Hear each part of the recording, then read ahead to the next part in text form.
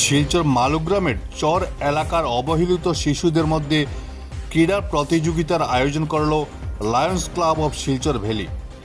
শিলচর মালুগ্রামের চর এলাকার অবহেলিত শিশুদের মধ্যে এক ক্রীড়া প্রতিযোগিতার আয়োজন করে Lions club of Silchar valley.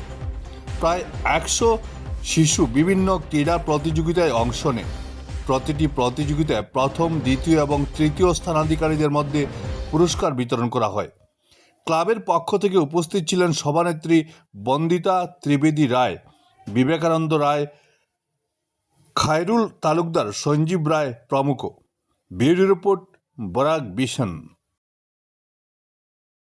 Lions club of Silchar ভ্যালিভিউয়ের পক্ষে আজ আমরা এসেছি উদয়ন সংঘ মাঠে কিছু স্লাম এরিয়ার বাচ্চাদের সাথে মিলে আনন্দ উপভোগ করব আমরা খেলাধুলার মাধ্যমে। স্লাম এরিয়াতে আমাদের চয়ন করার বিশেষ কারণ হলো যে খেলাধুলা মানে বিলুপ্তপ্রায় বাচ্চারা এখন মোবাইল গেমেই থাকে, ওনাদেরকে মাঠের প্রতি ওদেরকে আকৃষ্ট করতে আমরা আজকে এই উদ্যোগটা নিয়েছি।